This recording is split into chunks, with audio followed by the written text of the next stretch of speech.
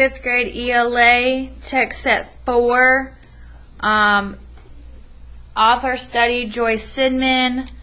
The goal is to infer the writer's attitude towards winter. Here's another book by Joyce Sidman. The last book we read by this author was a collection of poems about pond life. What do you remember about that book? This book is called Winter Bees and Other Poems. I didn't know that bees could survive in cold places during winter. Do you know how they do that? Perhaps Joyce Sidman answers that question. Let's see.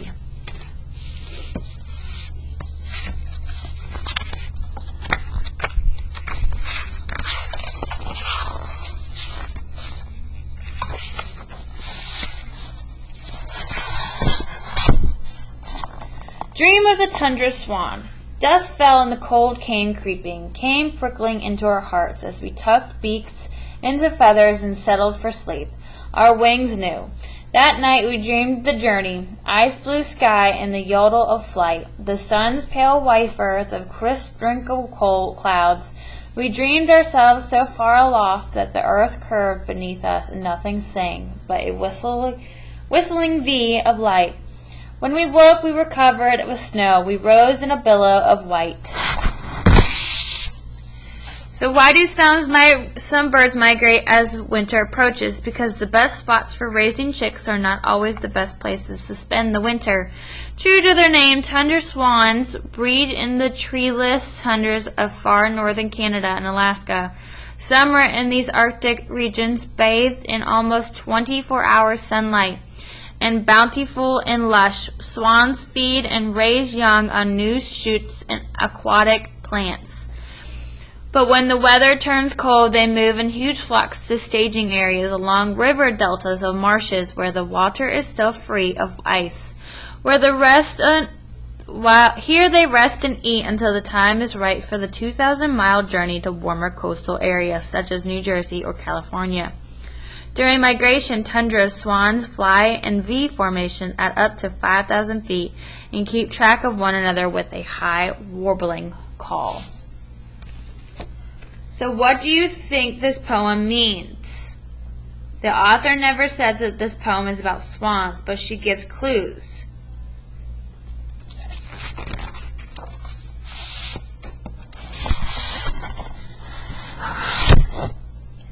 Snake's Lullaby. Brother, sister, flick your tongue and taste the flakes of some autumn sun. Use these last few hours of gold to travel toward the cold. Before your coils grow stiff and dull, your heartbeat slows to winter's lull. Seek the sink of sheltered stones that safely cradle sleeping bones. Brother, sister, find the ways back to the deep and tranquilly bathe. And round each other twist and fold to weave a heavy clock of cold. Snakes, like other reptiles, are ectothermic, outwardly heated, with no constant inner temperature. They bask in the sun to warm themselves, and in cold weather they become sluggish.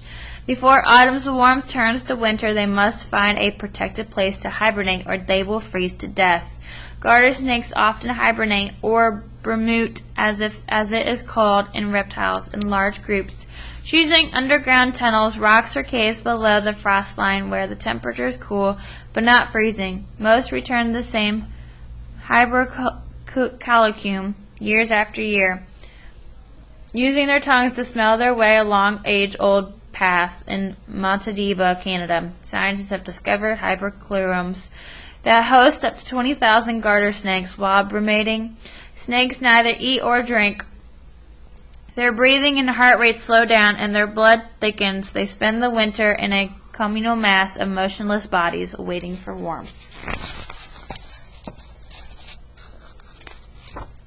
So in Snake's Lullaby, what do you think this poem is about? The author uses language in interesting ways in this poem. What are some memorable words or phrases she uses?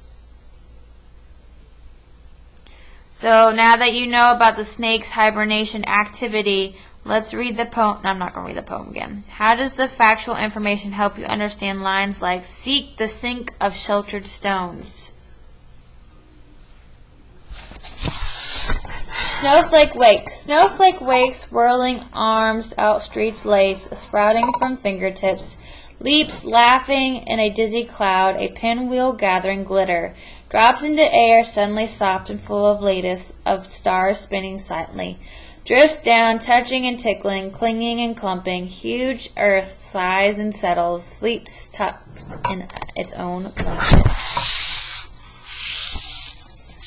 Snowflakes begin in clouds where tiny water droplets freeze into ice. If the air is cold enough and there is plenty of moisture, bits of crystal form, which are six-sided because of the shape of the molecules that make up water itself.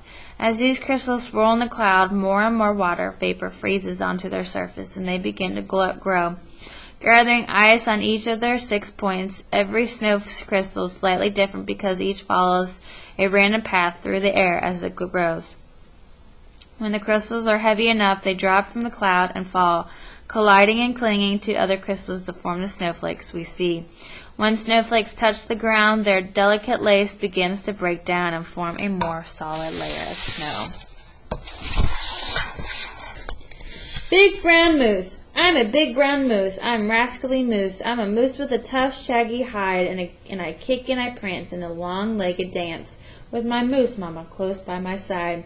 I shrug off the cold, and I sneeze at the wind. I swivel my ears in the snow, and I tramp and I tromp over forest and swamp, 'cause there's nowhere a moose cannot go. I'm a big brown mouse. I'm a moose. I'm a ravenous moose. So as I hunt for the willow and yew, with a snort and a crunch, I rip off each bunch, and I chew and I chew and I chew. When together we slump in a comfortable clump, my mountainous mama and I give her a nuzzle of velvety muzzle over frosty breath drifts to the sky.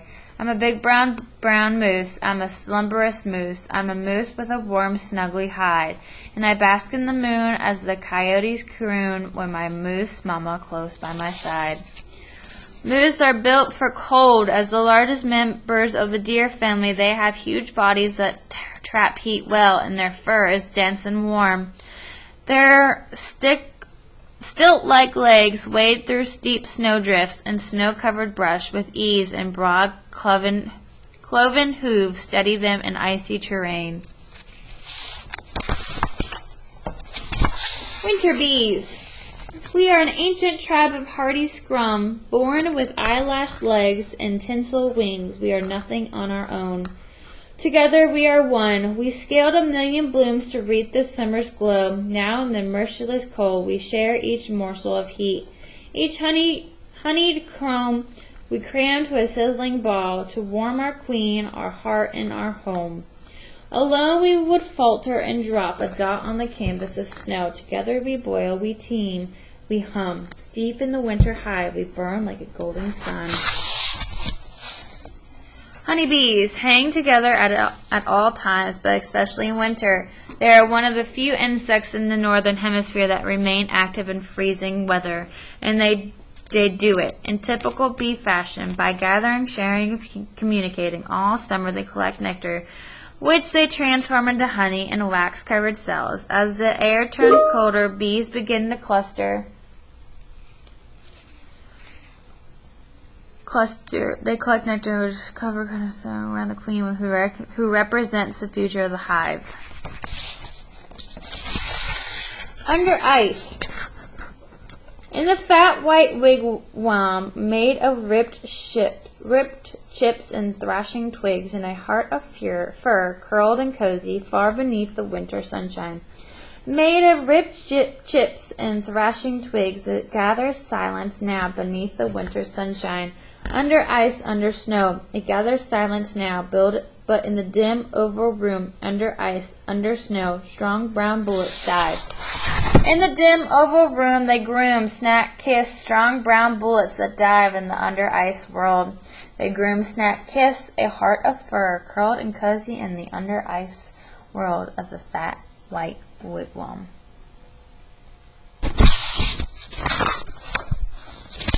Brother Raven, Sister Wolf, you are a squawker crocker, alarm on the wind.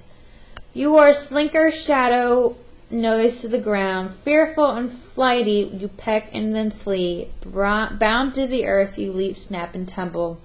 Silver-winged thief, yellow-eyed snarl, stop following me, stop following me. But don't stray too far. Keep watching our woods. Don't slack off your work. Keep tracking our dinner. Eyes off the forest. Heart of a hunter. Raven, my brother. My sister, wolf. In northern regions, the lives of wolves and ravens are intertwined. While they do not exactly cooperate, each aids the other in the search for food. Ravens, intelligent, curious, and communicative, patrol from the sky and are quick to announce the presence of potential prey. Wolves, courageous, tireless, and expert trackers, work on the ground, hunting and bringing down deer, moose, elk, and smaller mammals. Wolves are drawn to the excited discovery cries of ravens, and ravens follow wolf packs, hoping for a meal. Full in winter. Ambling through the hoary crystals, thinking of how I love this powdery place between iron-hard ground and snow-crust ceiling, how it bakes in the winter sun like a crumbling white cake, studded with delectables, crunchy roots, savory seeds, and tender bark of trees. How it appeared so softly one night, just as the bitter wind had almost sucked the very life from my bones. A blanket made of sky feathers, thinking of all the long, lovely tunnels that smell of food or sleep or sky. The way they twist and dive in search of their own ends, thinking of eek.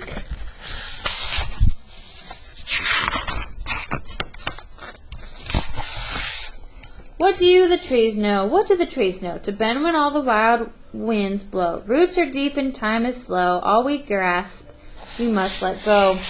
What do the trees know? Buds can weather ice and snow. Dark gives way to sunlight's glow. Strength and stillness help us grow. So I'm going to stop there. The goal for today was to infer the writer's attitude towards winter.